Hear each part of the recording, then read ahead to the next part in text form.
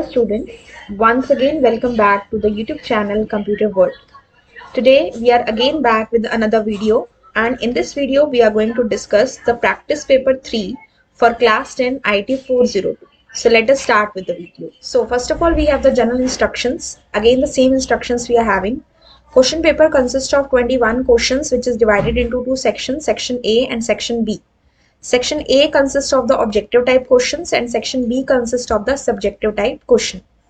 Section A consists of 24 marks and section B is of 26 marks, and we have to attempt the question number of questions, that is we have to attempt 5 plus 10, that is 15 questions in the allotted time of 2 hours.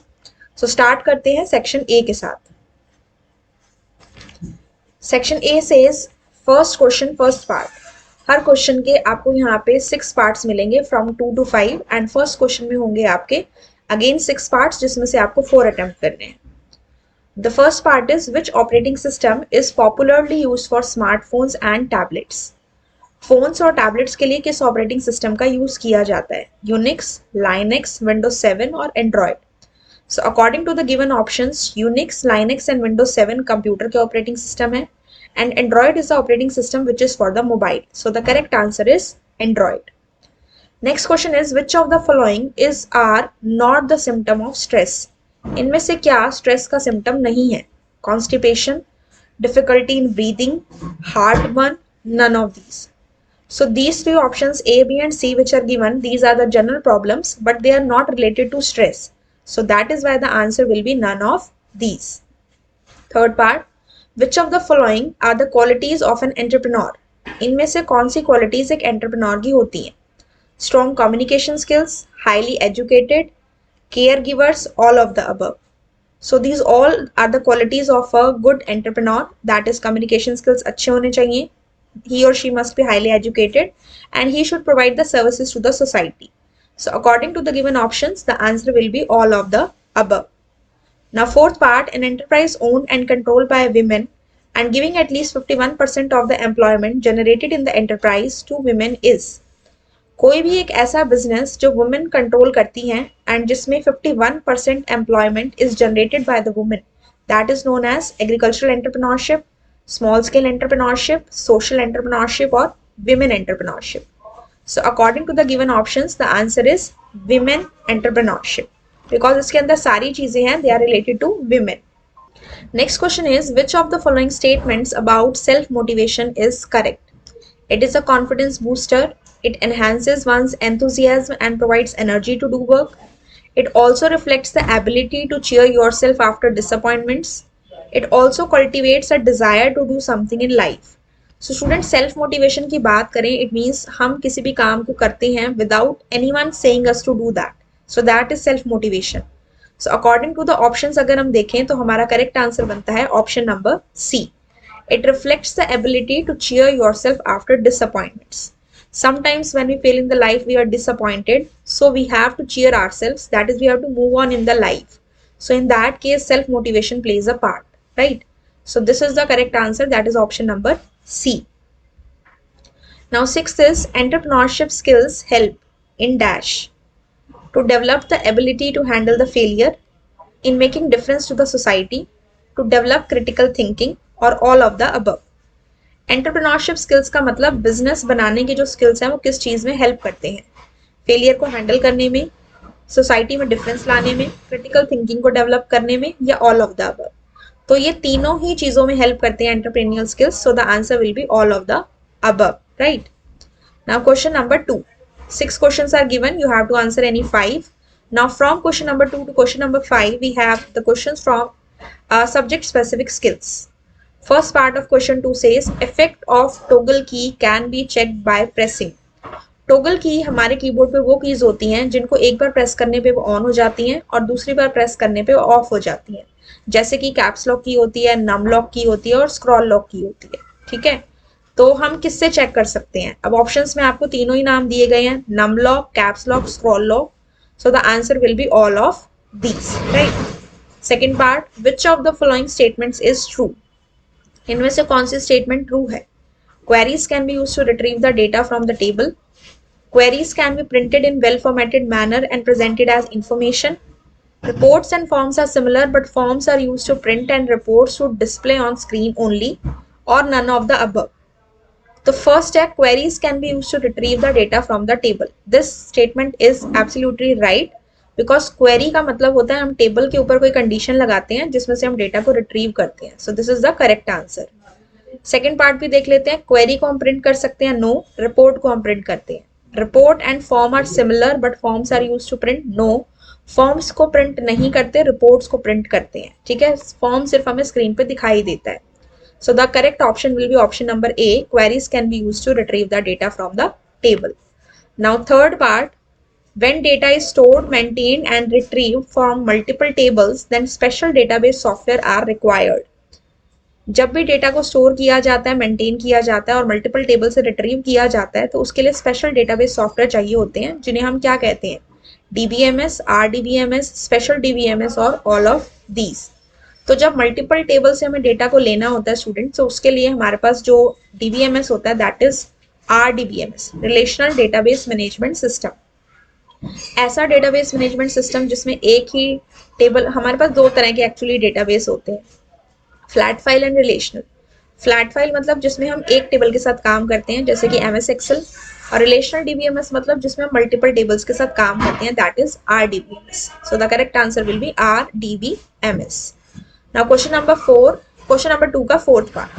Dash controls how graphics are stacked upon each other और relative to the text. कौन सी feature जो है वो graphics किस तरह से एक के ऊपर एक अरेंज होते हैं उनको कंट्रोल करती है. जैसे bring to front, send backward, send forward, इस तरह से जो ऑप्शंस आते हैं, इमेजेस जब एक के ऊपर एक लगी होती हैं तो उनको अरेंज किया जाता है. सो उसके लिए जो फीचर होती है दैट इज अरेंजमेंट. ऑप्शन है arrangement, alignment, anchoring, wrapping. So correct answer is arrangement. जैसे कि ये पिक्चर है, देन ये पिक्चर है, देन एक और हमारे पास पिक्चर है, तो इनको किस तरह से हम एक के ऊपर एक स्टैक अप कर सकते हैं उसके लिए हमारे पास राइटर में फीचर होती है अरेंजमेंट. अलाइनमेंट का मतलब होता है पेज के ऊपर हमारी टेक्स्ट की या हमारी पिक्चर की क्या पोजीशन है. एंकरिंग का मतलब होता है वो रेफरेंस पॉइंट जहां से हमारा टेक्स्ट, कैरेक्टर या पैराग्राफ स्टार्ट होता है, यानी कि वो उसका लिंकिंग पॉइंट है. और रैपिंग का मतलब होता है, रैपिंग जनरली रिलेटेड होता है टेक्स्ट रैपिंग से, यानी कि पिक्चर के अराउंड जब हम टेक्स्ट को लगा देते हैं तो उसे हम किस फॉर्म में लगाना चाहते हैं, उसके लिए डिफरेंट डिफरेंट ऑप्शंस होते हैं, वो टेक्स्ट रैपिंग में आते हैं. ठीक है. Now fifth part, dash is particularly useful when creating a watermark और when wrapping the image in the background in a document. कौन सा ऑप्शन यूजफुल होता है जब हम वाटरमार्क को क्रिएट करते हैं या फिर किसी भी इमेज को किसी डॉक्यूमेंट के बैकग्राउंड में लगाते हैं. Options are transparency, fill, filters and crop. So इसके लिए correct option is transparency. Filters हमारे अलग अलग होते हैं जिसमें पिक्चर पर डिफरेंट डिफरेंट इफेक्ट्स आते हैं. क्रॉप का मतलब होता है पिक्चर के किसी पार्ट को ट्रिम करना, और फिल के अंदर, फिल ऑप्शन से हम पिक्चर के अंदर कलर को फिल करते हैं. तो ट्रांसपेरेंसी एक ऐसा ऑप्शन है जिससे हम वाटरमार्क अप्लाई कर सकते हैं या उसके लेवल को कम या ज्यादा कर सकते हैं. ठीक है. Now the sixth part, which type of database model is MS Access. MS Access किस टाइप का डेटाबेस मॉडल है. एमएस एक्सेल एक ऐसा सॉफ्टवेयर है, it is just like open office based, जिसमें हम डेटाबेसेस क्रिएट करते हैं, उसमें हम टेबल्स, फॉर्म्स, रिपोर्ट्स, क्वेरीज बना सकते हैं. So the options are RDBMS, OODBMD, ORDBMS और network database model. So MS Access जैसे कि ओपन ऑफिस बेस है वैसे ही है, और ये दोनों क्या है हमारे RDBMS, that is relational database management system. ठीक है. Now the next one is which filter makes the picture appear like a painting. कौन सा ग्राफिक फिल्टर ऐसा है जो पिक्चर को पेंटिंग की तरह शो करता है. जैसे कि यहाँ पे देखो, ये हमारे पास राइटर है. अब इसके अंदर अगर हम मान लीजिए यहाँ से कोई पिक्चर ले लेते हैं, सपोज हमने ये पिक्चर ले ली यहाँ पे.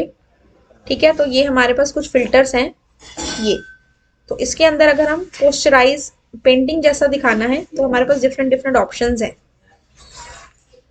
तो जैसे अगर मैंने यहाँ पे पोस्टराइज को यूज किया तो ये पिक्चर के उसके पेंटिंग के जैसा दिख रहा है. So that is my which option, posterize. So यहाँ से अगर हम अपना क्वेश्चन देखें तो इसमें है पोस्टराइज, पोस्टर, पोस्टर साइज और पोस्टर लाइक. तो option is posterize. If you see the option name, filter का नाम देखें अगर यहाँ से, तो this is coming as posterize, RISC, ठीक है, तो ये पोस्टर के जैसा दिख रहा है, ठीक है। Next one, bye default the length of varchar data type, varchar data type की बाय डिफॉल्ट लेंथ क्या होती है, 20, 30, 40, 50। तो इन दिस केस अगर हम यहाँ से चेक करें तो यहाँ पे हमारे पास सपोज टेबल का ऑप्शन है, and if we try to create the table in the design view, और सपोज हमने यहाँ पे एक फील्ड का नेम ले लिया, नेम, बाय डिफॉल्ट हमारा जो डेटा टाइप आ रहा है इसका that is varchar, text varchar, और नीचे अगर आप देखें लेंथ कितनी आ रही है इसकी, 50। So by default the length of varchar data type is 50। इसी तरह से आपसे इंटीजर का भी पूछा जा सकता है, तो अगर मैं यहाँ से इसको इंटीजर कर दूं, so that by default length will be 10।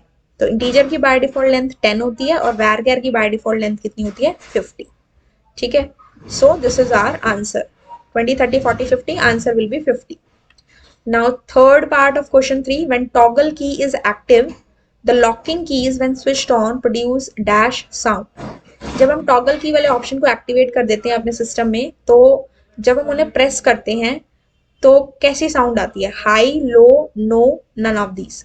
So whenever we press the toggle keys on होने पे, एक्टिव मतलब ऑन होना, तो उस केस में हाई साउंड आती है, और जब उसे ऑफ करते हैं तो उस केस में लो साउंड आती है।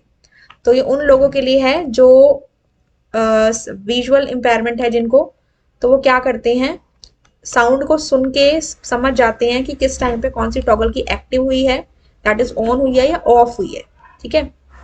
Now next is, Anila works in an MNC and needs to work online from home also. She requires fast internet connection. What type of internet connection in your view should be best suited for her? ठीक है, fast internet connection चाहिए तो कौन सा इनमें से best suited होगा, dial up, broadband, both are suitable, none of these. तो जो फास्ट इंटरनेट कनेक्शन होता है वो डायल अप और ब्रॉडबैंड में से ब्रॉडबैंड वाला होता है, जो आप अपने घर पे लगवाते हैं wifi, that is broadband. Dial up इससे पहले हम यूज करते थे, बट उसका जो रेट होता था, लाइक स्पीड होती थी, it is slower than as compare to the broadband, right. Next question is fifth part, what is called to arrange a data in order. जब हम अपने डेटा को ऑर्डर में अरेंज करते हैं तो उसे क्या कहा जाता है, फिल्टरिंग, इंसर्टिंग, सॉर्टिंग और डिलीटिंग। सो ऑर्डर में अरेंज करना मतलब असेंडिंग या डिसेंडिंग ऑर्डर में अरेंज करना, so that is known as sorting, ठीक है। Okay, six part is, in Calc you can use a cell reference in one और several formulas to refer to. Open office Calc में हम cell reference का use करते हैं किस चीज के लिए, data from one or more contiguous cells on the worksheet, data contained in any software, data contained in any format in databases, और images in the picture gallery। तो जब हम रेफरेंस करते हैं, रेफरेंस मतलब लिंक करते हैं एक शीट को दूसरी शीट से, तो सेल रेफरेंस का मतलब होता है कि एक शीट के सेल को हम दूसरी शीट के किसी सेल से या नंबर ऑफ सेल से लिंक करवा रहे हैं।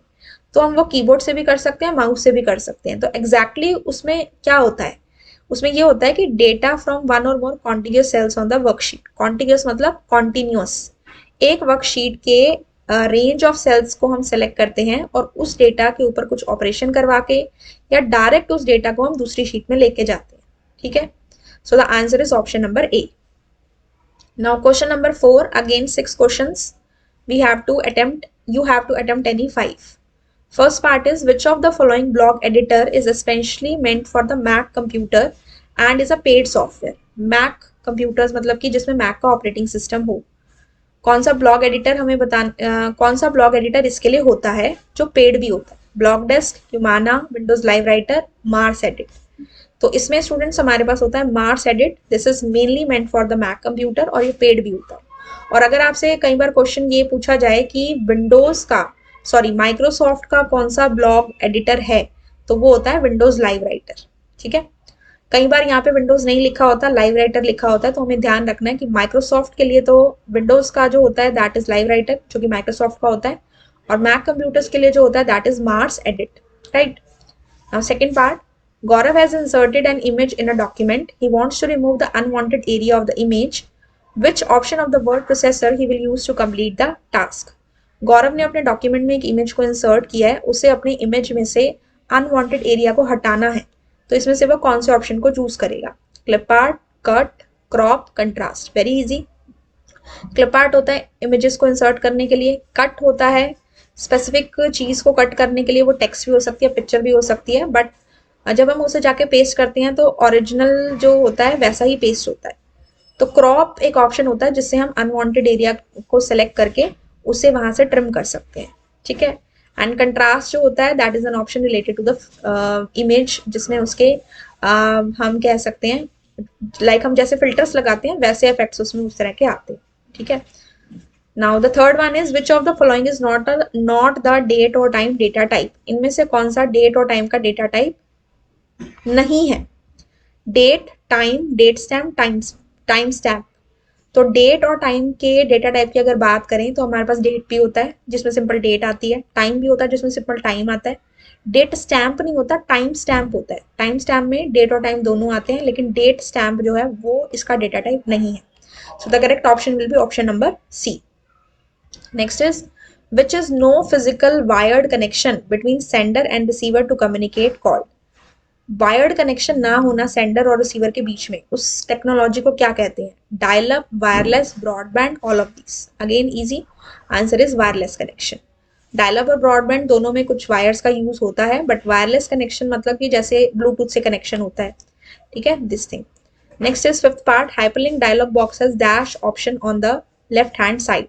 जो हाइपरलिंक का डायलॉग बॉक्स होता है उसमें लेफ्ट हैंड साइड पे कौन सा ऑप्शन रहता है? Internet, document, new document, all of the above. तो यहाँ से इसके लिए हम जाते हैं अपने ओपन ऑफिस कैल्क पे, और यहाँ से हम गए इंसर्ट पे, हाइपरलिंक पे। तो हमारे पास ऑप्शन है internet, male and news, document, new document. चार ऑप्शन है और हमारे पास है इंटरनेट, डॉक्यूमेंट, न्यू डॉक्यूमेंट, तीनों है, मेल एंड न्यूज भी है। तो इसमें आएगा all of the above, right. Sixth part, the cell reference in a spreadsheet for cell range B2 to F15। एक स्प्रेडशीट में B2 से F15 के जो सेल रेंज है उसे हम कैसे शो कर सकते हैं? B2 dot F15, B2 colon semi colon F15, B2 colon F15 और B2 हाइफन F15। तो जब भी हम सेल रेंज की बात करते हैं हमेशा उन दो सेल एड्रेसेस के बीच में कॉलन का साइन आता है। So this will be the correct answer, option number C. Now question number 5, again 6 questions to be attempted, 5 questions. Which command is used to modify the data in the table? Table में data को modify करने के लिए कौन सी command हम use करते हैं? Delete, select, modify, update. तो टेबल में अगर डेटा में चेंजेस करने हैं तो हम कौन सी कमांड का यूज करेंगे? अपडेट। डिलीट होती है कंटेंट को डिलीट करने के लिए, सेलेक्ट होती है डिस्प्ले करके दिखाने के लिए, मॉडिफाई होती है चेंजेस करने के लिए, और मॉडिफाई कमांड ही नहीं होती है actually, sorry, modify is not a command, and update जो होती है वो टेबल के अंदर चेंजेस करने के लिए रहती है, right. Next is which of the following is the full form of ISP। ISP की फुल फॉर्म क्या है? Internet service provider, internet service promoter, internet service promotion, और none of the above. So according to this one the answer is internet service provider. ऐसी company जो हमारे घर पे internet का एक्सेस प्रोवाइड कराती है, like Jio, Vodafone, etcetera. Next is in subtotals we can select up to dash groups of arrays. Subtotal में हम मैक्सिमम कितने ग्रुप ऑफ एरे को सेलेक्ट कर सकते हैं? 3, 2, 4, infinite. So will go to the open office Calc for this purpose. यहाँ से data menu के अंदर आपको मिलेगा सब टोटल्स का option, first group, second group, third group. तो मैक्सिमम हमारे पास कितने ग्रुप हैं that can be selected? That is 3। Next is which of the following is not a database program. Not a database program, इनमें से क्या database का programme नहीं है? MySQL, Oracle, writer, OO base that is open office base. तो MySQL भी है, Oracle भी है, राइटर नहीं है। Correct option will B writer, open office base भी है। बाकी जो 3 ऑप्शन है उनमें हम डेटाबेस और टेबल बना सकते हैं, लेकिन राइटर के अंदर हम डेटाबेस नहीं बना सकते। टेबल तो बना सकते हैं बट डेटाबेस नहीं बना सकते। Next is which of the following feature of writer helps to create a letter for multiple people with a personalized touch। Writer का कौन सा ऐसा फीचर है जिसकी हेल्प से आप एक लेटर को क्रिएट कर सकते हैं फॉर मल्टीपल पीपल, जिससे देखने में ऐसा लगता है कि पर्सनली सबके लिए लिखा गया? Letter merge, template, mail merge, style. So we know the answer is mail merge. Template होता है sample of a document, letter merge कुछ नहीं होता। स्टाइल होता है जब हम बहुत सारे फॉर्मेटिंग इफेक्ट्स को ऐड करके उसे एक नाम दे देते हैं, that becomes a style, right? Sixth part, getting data from a cell located in the different worksheet। जब हम डिफरेंट वर्कशीट में से सेल में से डिफरेंट वर्कशीट में से सेल में से डेटा को लेते हैं तो उसे हम क्या बोलते हैं? Accessing, referencing, updating, functioning. So that is known as referencing. 2 तरीके से हम सेल में से डेटा को लेते हैं किसी दूसरी वर्कशीट से, या तो कीबोर्ड से या माउस से। तो शीट के नेम के साथ सेल का नेम आता है या सेल की रेंज आती है, और शीट का नेम जब भी आता है हमेशा that should be put in the single और the double quotes dot range या फिर सेल का एड्रेस। ठीक है, so with this we have completed the section A. Move करते हैं सेक्शन बी पे। सेक्शन ए आपका टोटल हो गया 24 मार्क्स का, सेक्शन बी है आपका 26 मार्क्स का। सेक्शन बी में सबसे पहले आपके पास एम्प्लॉयबिलिटी स्किल से क्वेश्चन आएंगे 5, जिसमें से आपको अटेम्प्ट करने हैं 3, 2 marks each. Question number 6, enlist any 2 advantages of self motivation. Self motivation की 2 एडवांटेजेस बतानी है। तो 2 एडवांटेजेस इस तरह से हैं। सबसे पहले जब हम सेल्फ मोटिवेटेड होते हैं तो हमारा जो एंथुजियाज्म है, हमारे जो एनर्जी लेवल्स हैं वो बढ़ जाते हैं एंड हम एनर्जेटिक हो जाते हैं किसी भी काम को करने के लिए। दूसरा एडवांटेज ये है कि जो लोग सेल्फ मोटिवेटेड होते हैं वो अपने काम को एक ऑर्गेनाइज्ड वे में करते हैं, उनका टाइम मैनेजमेंट अच्छा होता है and they are more confident with the high self esteem. So these are the 2 advantages of self motivation. ठीक है, 7th question, why it is important to be self confident to handle the stress. Stress को handle करने के लिए self confident होना क्यों जरूरी है? So it is very important because if we are self confident, अगर हम self confident हैं then we will feel good about ourselves and will be more positive and stress से डील करने के जो वे होता है हम उसे चेंज कर सकते हैं, हम उसे एक पॉजिटिव वे में डील कर सकते हैं instead of the negative way. So when we are confident we can discuss the things with anyone. हम किसी से डिस्कस कर सकते हैं, हम किसी से हेल्प कर सकते हैं, हम बता सकते हैं क्या ऐसी प्रॉब्लम है which is troubling us. And जब हमें पता लग जाता है what we need to communicate, जब हमें ये पता लग जाता है कि हमें क्या कम्युनिकेट करना है, we can stand up for ourselves and be positive in changing the stressful situation. हम अपने लिए स्टैंड ले सकते हैं and we can deal with the stress in a positive manner. And also being confident helps in keeping us more relaxed and makes us able to handle the stress effectively. हम effectively stress को handle कर पाते हैं, right? Next question, how can you remove the temporary files from your computer? So अपने computer से temporary files को remove करने के लिए सबसे पहले हम Windows plus R शॉर्टकट की को प्रेस करेंगे। तो यहाँ से हमने प्रेस की Windows plus R। The run dialog box has opened, आपके सामने run dialog box open हो जाएगा। यहाँ पे आपने टाइप करना है परसेंटेज टेम्प परसेंटेज, ये हमने टाइप किया, ओके पे क्लिक करेंगे। आपके सामने लिस्ट ऑफ टेम्परेरी फाइल्स आ जाएंगी, ये आपको दिख रहा है टेम्प फोल्डर आ गया। आपने कंट्रोल ए से सारी सेलेक्ट करनी है और कीबोर्ड से डिलीट की को प्रेस कर देना है, तो ये सारी जो डेटा है ये आपका डिलीट हो जाएगा। ठीक है, सो इस तरह से आप अपने जो भी आपकी टेम्परेरी फाइल्स हैं आप उन्हें डिलीट कर सकते हैं। ठीक है,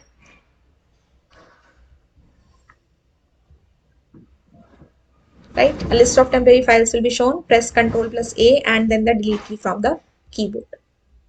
Now the next question is explain some functions of an entrepreneur। एक entrepreneur के क्या क्या functions होते हैं?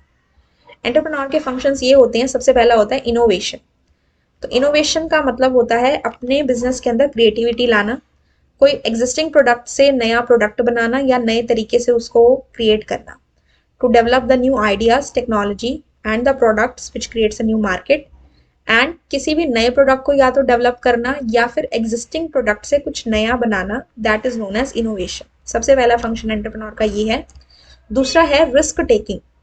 जो एक एंटरप्रेन्योर होता है उसे पता है कि बिजनेस के अंदर रिस्क और फेलियर हो सकते हैं, so the person takes a calculated risk. वो सोच समझ के रिस्क लेता है कि how much will be the failure and how much will be the loss and how much will be the profit. So second function of the entrepreneur is risk taking. Third is research. किसी भी business को start करने से पहले जो entrepreneur होता है वो रिसर्च करता है कि इस बिजनेस को स्टार्टअप करने के लिए how much amount is needed and what are the other resources which are needed. So they do a lot of ground work, यानी कि उसके बारे में बहुत समझते हैं चीज़ों को before starting any business. So that is known as research which is another function of the entrepreneur. Next is catalyst of the economic development. Catalyst मतलब जो चेंज करता है, इकोनॉमिक डेवलपमेंट में जो चेंजेस लाता है, that is also the function of the entrepreneur. क्योंकि जो इकोनॉमिक डेवलपमेंट होती है कंट्री की, किसी भी बिजनेस के स्टार्ट होने से वो एक्सेलरेट होती है, इंक्रीज होती है and the person uses available resources. जो भी बिजनेस पर्सन के पास रिसोर्सेज अवेलेबल है वो उन्हें यूज करता है और उनकी यूटिलाइजेशन को मैक्स टू मैक्स यूज करके अपने बिजनेस को ग्रो करता है। So these are the important functions of an entrepreneur: innovation, risk taking, research and catalyst of the economic development, right? Next is how can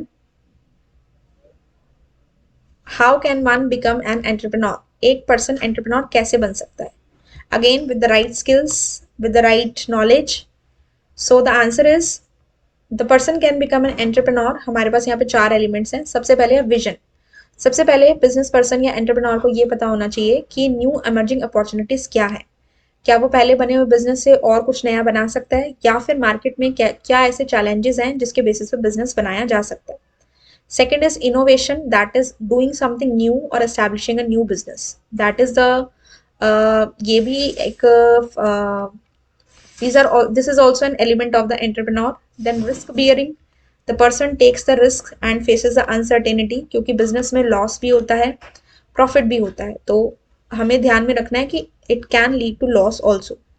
then organising, अपने काम को organise करना, resources को आपस में कोऑर्डिनेट करना to achieve the particular goal. So these are the 4 points by which the person can become an entrepreneur. अगर वो इन चीजों के बारे में अपने माइंड में इन 4 पॉइंट्स का ध्यान रखता है. सबसे पहले vision, then innovation, then risk bearing, then organization, right? Now we have the question number 11. Then this is from subject specific skills. 6 question में से आपको 4 attempt करने हैं, 20 to 30 words each, 2 marks questions. Question number 11. Write the function of the corner sizing handles. अब ये बात की गई है इमेज से रिलेटेड कि जो कॉर्नर के जो हैंडल्स होते हैं, कॉर्नर साइजिंग हैंडल्स, इनका वर्क क्या होता है. तो आपके पास यहाँ पे ओपन ऑफिस राइटर है, ये हमने अभी एक इमेज ली थी. ये जो आपको दिख रहा है 1 2 3 4, ये कॉर्नर साइजिंग हैंडल्स है. इसकी हेल्प से हम इमेज के साइज को या तो इंक्रीज कर सकते हैं या फिर डिक्रीज कर सकते हैं.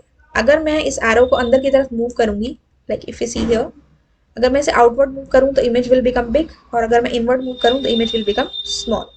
सो this is the answer of this question, that when we select a picture, उसके कॉर्नर पे 4 स्मॉल सर्कल होते हैं, एंड इन्हें हम कहते हैं कॉर्नर साइजिंग हैंडल्स. इनको हम ड्रैग कर सकते हैं इनवर्ड और आउटवर्ड, ताकि हम पिक्चर के साइज को एडजस्ट कर सकें. अगर हम इनवर्ड करते हैं तो इमेज स्मॉल हो जाती है, और बाहर करते हैं तो इमेज आपकी बड़ी हो जाती है. ठीक है, so that is the function of the corner sizing handles. ठीक है, next is what do you mean by solver.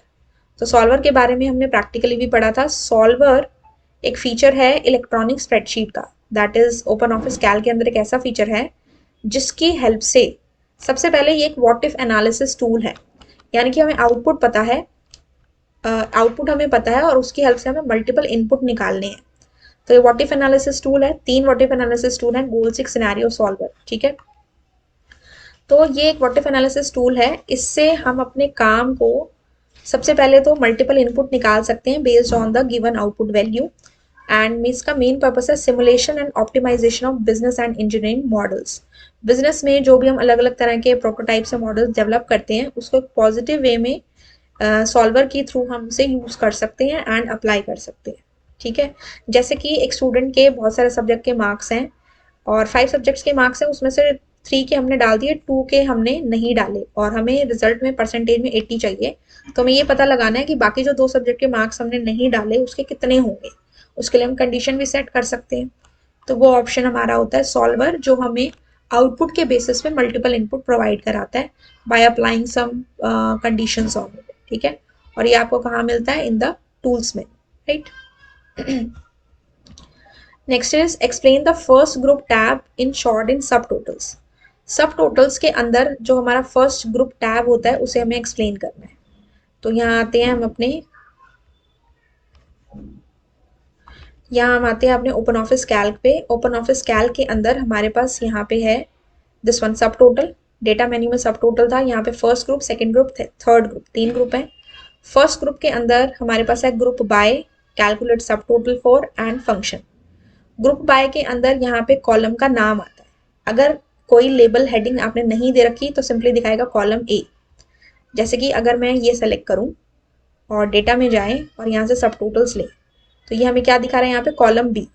जहाँ पे आपका सिलेक्शन होगा उस कॉलम का नाम आएगा. ठीक है, यानी कि ग्रुप बाय में हमें कॉलम का नाम सेलेक्ट करना है, और कैलकुलेट सब टोटल्स में हमें लिस्ट ऑफ कॉलम के नेम दिए होंगे, उनमें से हमें सेलेक्ट करना है जिसके ऊपर हम सब टोटल करवाना चाहते हैं. और फंक्शन में बाय डिफॉल्ट सम सेलेक्टेड होता है. फंक्शन का मतलब है हमें कौन सा ऑपरेशन अपने डेटा के ऊपर करवाना है, काउंट कराना है, एवरेज कराना है, मैक्स, मिन, प्रोडक्ट, जो भी ऑपरेशन कराना है वो हम यूज फंक्शन ऑप्शन से चूज करते हैं. तीनों को चूज करने के बाद will click on the okay button. तो यहाँ पे हमारे पास है group by, drop down list देता है कॉलम हेडर्स की, आप वो कॉलम नेम सेलेक्ट कर सकते हैं जिसमें आपको सब टोटल अप्लाई कराना है। Then calculate subtotal for, जिस वैल्यू के ऊपर सब टोटल कराना है। Then use function to select the different function, right. Next is question number 14. Question number 14 is what is referential integrity? Explain its two purposes. Referential integrity क्या होता है? Referential integrity related है database management system से।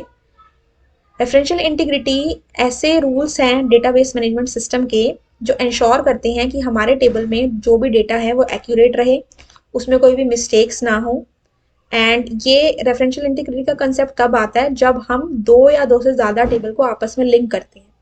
किसकी help से link करते हैं? Primary की हेल्प से और फॉरेन की हेल्प से, ठीक है। इससे हम लिंक करते हैं और ये तीन चीज़ों को, इसके तीन पर्पस होते हैं, हमें इसमें दो बताने हैं, वैसे इसके तीन होते हैं टोटल।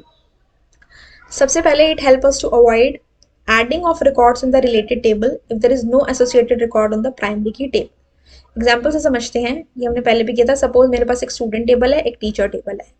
स्टूडेंट टेबल में रोल नंबर प्राइमरी की है और इसमें रोल नंबर एक नॉर्मल कॉलम है, यानी कि एक फॉरेन की मान सकते हो आप इसे, क्योंकि जो टीचर टेबल के अंदर रोल नंबर आ रहा है स्टूडेंट का, वो स्टूडेंट वाले टेबल से ही आ रहा है। तो मैं, जो मेरी प्राइमरी टेबल है वो मेरी स्टूडेंट है और जो मेरी चाइल्ड टेबल है वो टीचर है। तो टीचर टेबल के अंदर मैं कोई ऐसा रोल नंबर ऐड नहीं कर सकती जो मेरा स्टूडेंट टेबल में ना हो, ठीक है। तो ये पॉइंट फर्स्ट कहता है adding of records in the related table if there is no associated record on the primary key table. अगर मेरे स्टूडेंट टेबल के रोल नंबर में कोई ऐसी वैल्यू है, नहीं है, जो मैं इसमें डाल रही हूँ, तो ये ऐड नहीं करेगा। जैसे यहाँ पे 1 2 3 4 5 है और मैंने टीचर टेबल में 6 डाल दिया, तो वहाँ एरर आ जाएगा। फिर modification of values in the primary table if any dependent records are present in the associated table. जो हमारी प्राइमरी टेबल है, मेन टेबल है, उसके अंदर हम चेंजेस नहीं कर सकते अगर उससे रिलेटेड रिकॉर्ड्स हमारे टीचर टेबल में हैं। जैसे कि यहाँ पे रोल नंबर 4 है और यहाँ पे भी रोल नंबर 4 है। अब मैं इस रोल नंबर 4 को चेंज करके कुछ और करना चाहूँ, सो that can not be done because tables आपस में लिंक पहले ही हो चुकी है। Similarly, deleting the records from the primary key table if there are any matching records available in the associated table. Suppose यहाँ पे भी रोल नंबर 4 है, यहाँ पे भी रोल नंबर 4 है, दोनों टेबल आपस में लिंक है, मैं 4 नंबर वाले रिकॉर्ड को डिलीट करना चाहूँ, I can't do that because ये आपस में टेबल लिंक्ड है, तो it will show me error. तो ये हम रेफरेंशियल इंटीग्रिटी के कंसेप्ट को यहाँ समझते हैं कि ये तीन काम ये करना हमें अवॉइड कराता है, एडिंग, डिलीटिंग एंड मॉडिफाइंग, ठीक है। Okay, next is expand the following terms. Expand का मतलब होता है एब्रीविएशन दी गई है, आपको उसकी फुल फॉर्म बतानी है। P2P, LAN, MAN, WAN। P2P is peer to peer network, LAN is local area network, MAN is metropolitan area network and WAN is wide area network. Very easy. Next is what is a blog? Explain its use. Blog क्या होता है, इसका use हमें बताना है। Blog एक discussion style है which is used by the non technical और technical users for creating the personal web pages. जैसे हम एक डायरी में अपने डेली इवेंट्स के बारे में लिखते हैं, हम फिजिकल फॉर्म मतलब फिजिकल पेपर के ऊपर लिखते हैं, बुक कॉपी के अंदर या नोटबुक के अंदर।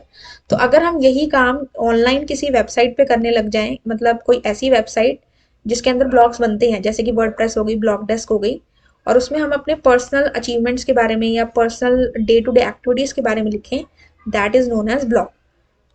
डिफरेंट टाइप्स के ब्लॉग्स होते हैं जहाँ पे आप दूसरे लोगों से डिस्कशन भी कर सकते हैं या अपने एरिया ऑफ इंटरेस्ट के बारे में कुछ चीज़ें लिख सकते हैं, so that is a blog. And they are similar to the online personal diary and they are very simple to use. Blogs बनाने के लिए हम ब्लॉग एडिटर का यूज करते हैं। दो तरीके के ब्लॉग एडिटर्स होते हैं, ऑफलाइन एंड ऑनलाइन। आप इसमें उनके एग्जाम्पल्स भी बता सकते हो। हम ब्लॉग क्यों बनाते हैं? अगर हमें कोई मैसेज कन्वे करना होता है, कोई इवेंट हो रहा है उसके बारे में बताना है, कोई अनाउंसमेंट हो रही है वो बतानी है, कोई न्यूज़ या रिव्यू के बारे में बताना है, then also we can make use of the blog, right. So इसमें ऑनलाइन के अंदर आपके आ जाते हैं जैसे कि वर्डप्रेस होता है, ठीक है। ऑफलाइन के अंदर आपका क्यूमाना आ जाता है, राइट। नेक्स्ट आपका है what is a macro, question number 17। 17 to 21 आपके टोटल 5 क्वेश्चन रहेंगे, जिसमें से आपको 3 करने हैं, सब्जेक्ट स्पेसिफिक स्किल से हैं और 4 मार्क्स के। Question number 17 is Anita is preparing spreadsheet notes for a term exam. Help her to write short note on what are macros and how can we record a macro. Macro के बारे में बताना है क्या होता है and कैसे हम उसको रिकॉर्ड करते हैं। तो मैक्रो क्या है students? Saved sequence of commands. जब हम कमांड्स को एक सीक्वेंस में सेव कर देते हैं या फिर की स्ट्रोक्स को सीक्वेंस में सेव कर देते हैं, जिसको हम सेव करके बाद में कभी यूज कर सकते हैं, ठीक है, that is known as a macro. एक सिंपल मैक्रो वो होता है जो आपके एड्रेस को टाइप कर सकता है। डिफरेंट डिफरेंट टाइप के हम मैक्रो बना सकते हैं। कोई ऐसा मैक्रो बना दिया जिसमें सम होके आ जाए, कोई ऐसा मैक्रो बना दिया जिसमें कलर चेंज होके आ जाए सेल्स का, कोई ऐसा मैक्रो बना दिया जिसमें प्रोडक्ट होके आ जाए। तो हम डिफरेंट टाइप के मैक्रो को बना सकते हैं। OpenOffice.org में मैक्रोज बनाना बहुत फ्लेक्सिबल है। हम सिंपली और कॉम्प्लेक्स टास्क को भी सिंपली ऑटोमेट करके बना सकते हैं, ठीक है। अब मैक्रो बनाते कैसे हैं, इसके लिए हम स्प्रेडशीट को ओपन करते हैं। यहाँ से हमारी है OpenOffice कैल्क, ठीक है। यहाँ पे हमने कुछ भी लिखा, सपोज 78, 89, हम टूल्स में जाएंगे, यहाँ से हम मैक्रोज में जाएंगे और यहाँ से जाएंगे रिकॉर्ड मैक्रो पे। तो आपको यहाँ स्टॉप रिकॉर्डिंग का बटन दिख रहा है। सपोज आपने यहाँ पे इक्वल्स टू कर दिया दिस मल्टीप्लाई बाय दिस, आपके पास आंसर आ गया। ये मैक्रो आपका रिकॉर्ड हो रहा है, ठीक है। अब आपने इसको किया स्टॉप रिकॉर्डिंग, और यहाँ स्टैंडर्ड हमारा जो है that is the name of my library. Standard library में मॉड्यूल 1 आपको मिलेगा। ये बाय डिफॉल्ट नेम्स है, लाइब्रेरी का बाय डिफॉल्ट नाम standard, then module 1 by default module का नाम, और बाय डिफॉल्ट मैक्रो का नाम मी। इसके ऊपर एक शॉर्ट बनी हुई है, you can check it out in the playlist of class 10 IT shorts. देन इसके बाद इसको आप चेंज भी कर सकते हो, जैसे मेन की जगह मैंने दे दिया प्रोडक्ट। देन हमने इसे यहाँ से सेव कर दिया, ठीक है। ये प्रोडक्ट नाम से सेव हो गया। शीट 2 में जाते हैं। अब ये डेटा हमने कहाँ लिखा है, A2 और A3 में। शीट 2 में जाते हैं, यहाँ पे हमने लिख दिया 90 और यहाँ पे हमने लिख दिया 40।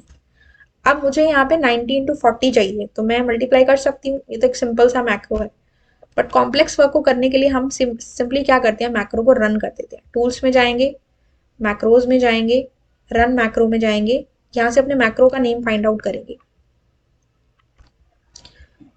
ये हमारे पास है माई मैक्रोज स्टैंडर्ड लाइब्रेरी। इसमें हमारा मॉड्यूल 1 के अंदर कौन सा मैक्रो है, प्रोडक्ट, ठीक है। इसको लाके हमने रन कर दिया, तो आ गया यहाँ पे 3600। तो this is known as macro. कहाँ गए, टूल्स में, मैक्रो में, रिकॉर्ड मैक्रो, ऑपरेशंस परफॉर्म किए, स्टॉप रिकॉर्डिंग किया, देन दोबारा दूसरी शीट में जाएंगे मैक्रो, देन रन मैक्रो, ठीक है।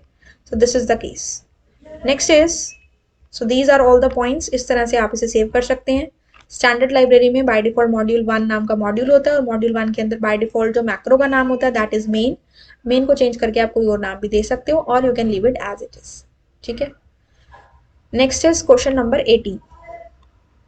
Question number 18 is, Anita is preparing spreadsheet notes for a term exam. Help her to write short note on the entries tab and explain the entries tab in detail. Entries tab कहाँ होता है, table of contents में। Writer पे जाते हैं, entries tab explain करना है, इसको यहाँ से हटा देते हैं। हमने कुछ भी कंटेंट लिखा यहाँ पे, एंड इसके लिए हम जाते हैं इंसर्ट में, इंडेक्सेस एंड टेबल्स में, एंड देन यहाँ से हम गए इंडेक्सेस एंड टेबल्स में। तो हमारे पास यहाँ पे table of contents that is insert index और टेबल का डायलॉग बॉक्स ओपन हो गया। इसमें एंट्रीज टैब है, 5 टैब्स होते हैं टोटल। तो एंट्रीज टैब जो है इसको एक्सप्लेन कर रहा है। बेसिकली एंट्रीज टैब जो है वो हमारी एंट्रीज को फॉर्मेट करने के लिए यूज होता है। अब एंट्रीज क्या मतलब, जैसे कि मैंने एक डॉक्यूमेंट लिखी है जिसमें हेडिंग और सब हेडिंग है, तो जो हेडिंग है वो भी एक एंट्री है, जो सब हेडिंग है वो भी एक एंट्री है, और जो सब हेडिंग है वो भी एक एंट्री है, और उसके नीचे जो कंटेंट है वो भी डेटा एंट्री, ठीक है। तो अगर मुझे उसके अंदर कुछ भी चीज़ को फॉर्मेट करना है, उसका स्टाइल चेंज करना है, उसका साइज चेंज करना है, टाइप चेंज करना है, so that can be done using the entries tab. इसमें ये एलिमेंट्स है हमारे पास, E hash chapter number, E entry, T tab stock, hash page number, और यहाँ से हमारे पास हाइपर लिंक का ऑप्शन होता है। जैसे LS आया यानी कि लिंक स्टार्ट, और यहाँ पे अगर मैं करूँ सो that is link and. LS means link start, LE means link and. तो जैसे अगर हम ई हैश पे जाते हैं तो यहाँ पे हम सबसे पहले तो लेवल को चूज करते हैं। फर्स्ट लेवल का मतलब जो हमारी सबसे ऊपर हेडिंग है, अगर हम उसमें उसके कैरेक्टर स्टाइल को चेंज करना चाहते हैं, उसके फॉर्मेट को चेंज करना चाहते हैं, तो दैट वी कैन चेंज, ठीक है।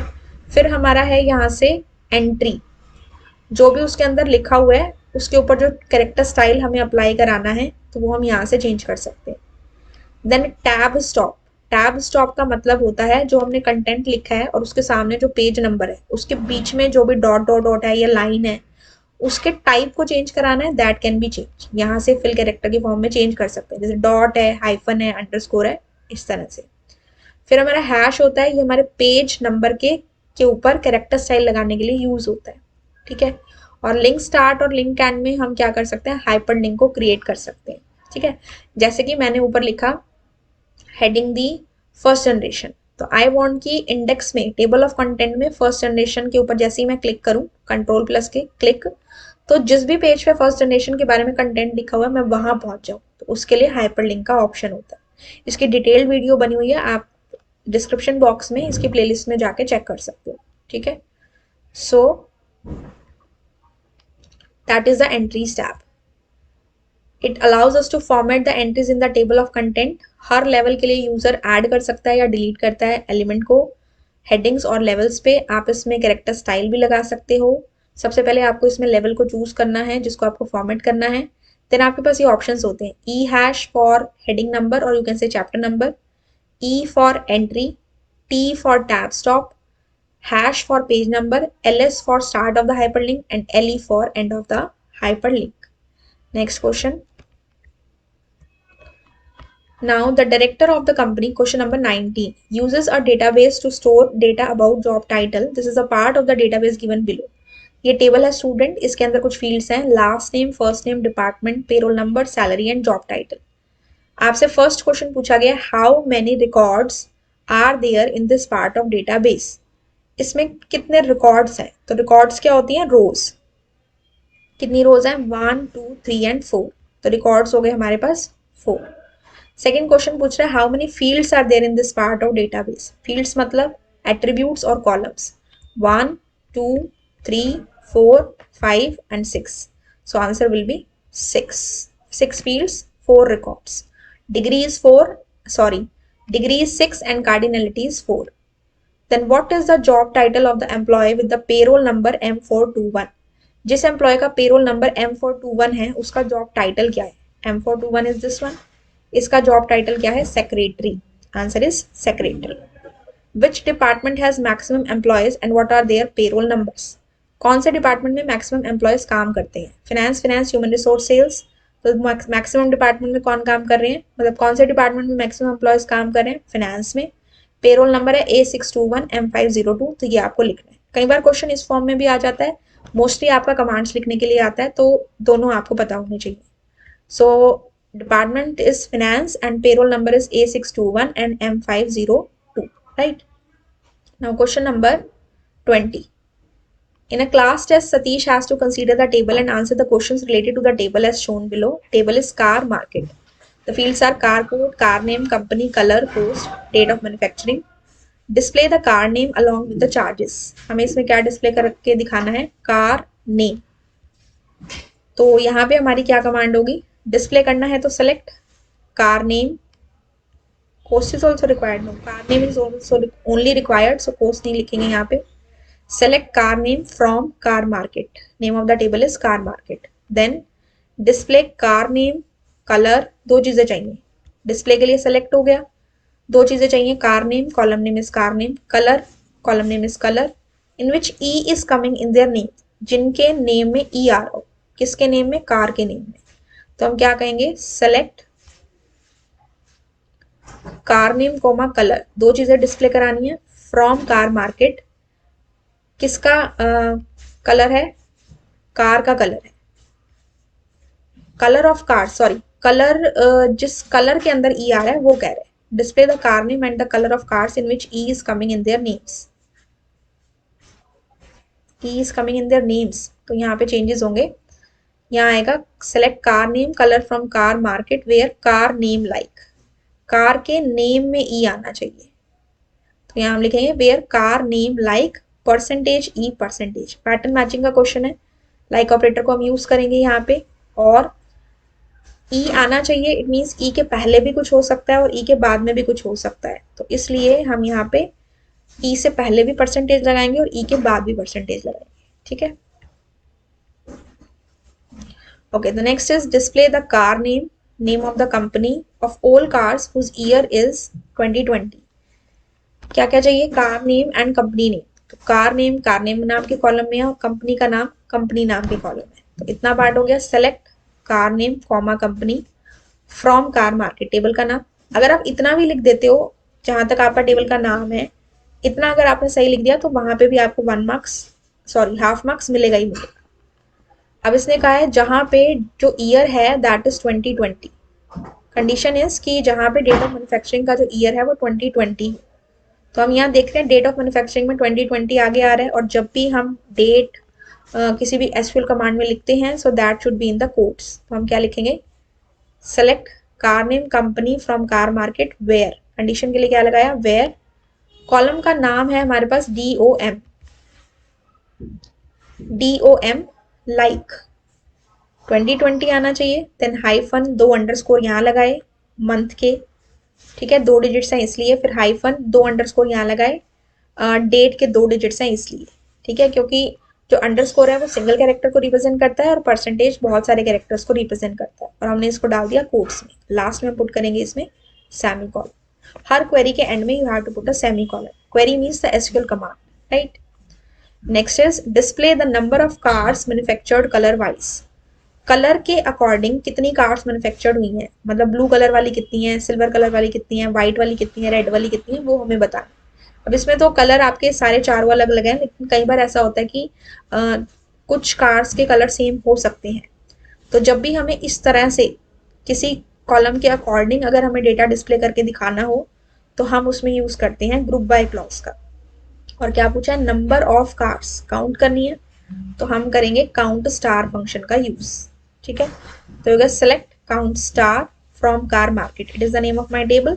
Group by colour, group by colour, क्योंकि हमें कलर के अकॉर्डिंग बताना है कि कौन से कलर की कौन कौन सी कार्स है. मतलब हमें ये बताना है कि ब्लू कलर की कितनी कार्स है, ठीक है. अगर मान लो ये ब्लू होता तो हमारा आंसर कैसे आता? काउंट स्टार एक कॉलम होता, फिर यहाँ पे कलर होता. जैसे कि यहाँ पे काउंट स्टार में 2 आ जाता और यहाँ पे कलर आ जाता हमारा ब्लू, ठीक है. सो इस तरह से हमारे पास आंसर आता है. Then next is question number 21. Rahul and Amit are working on a school project assigned to them by their teacher. They have to send the instant messages to each other and also do video conferencing after school hours in order to complete the project on time. Rahul और Amit 2 students हैं, school project पे काम कर रहे हैं and उनको आपस में इंस्टेंट मैसेजेस सेंड करने हैं और उनको वीडियो कॉन्फ्रेंसिंग भी करनी है ताकि वो प्रोजेक्ट को टाइम पे कंप्लीट कर सके. So the first part says suggest any 4 good instant messaging softwares that they can use. 4 ऐसे सॉफ्टवेयर के बारे में बताना है जो वो यूज कर सकते हैं. तो वो कौन कौन से हमारे? गूगल टॉक है, ठीक है, याहू मैसेंजर है, स्काइप है, विंडोज लाइव मैसेंजर है, गूगल मीट है, जूम है जो हम आजकल यूज करते हैं, रेडिफ बोल है, माइक्रोसॉफ्ट टीम्स है. सो ये सारे हमारे क्या हैं? इस पे हम इंस्टेंट मैसेजेस भी सेंड कर सकते हैं और वीडियो कॉन्फ्रेंसिंग भी कर सकते हैं, ठीक है. Next is apart from computer list 4 hardware that Rahul and Amit need for video conferencing. Computer के अलावा कौन से ऐसे 4 हार्डवेयर हैं जो उनको वीडियो कॉन्फ्रेंसिंग के लिए चाहिए होंगे? तो हमारे पास हमें क्या क्या चाहिए? स्पीकर चाहिए, साउंड को सुनने के लिए स्पीकर चाहिए, या फिर हेडफोन्स चाहिए, और बोलने के लिए माइक्रोफोन चाहिए, और विजुअल्स यानी कि देखने के लिए क्या चाहिए? वेब कैमरा, ठीक है. आजकल वेब कैमरा इनबिल्ट भी आते हैं, अगर लैपटॉप में नहीं है या डेस्कटॉप में नहीं है तो वहाँ हम क्या कर सकते हैं? लैपटॉप में तो इनबिल्ट आते हैं, तो उसके लिए हमें वेब कैमरा अलग से चाहिए, ठीक है. So this was all about the practice paper 3rd. So we have discuss these all question students, ठीक है. And if still in any is there any doubt in the any of the question, you can ask me in the comment section. And we have covered all the questions, so I hope all of you will do your best for the exam. I wish you all the very best for the exam, which is tomorrow, that is Monday 13th of March. May you all come out with the flying colors. I'll meet you in my next video. Till then, have a good day and thank you.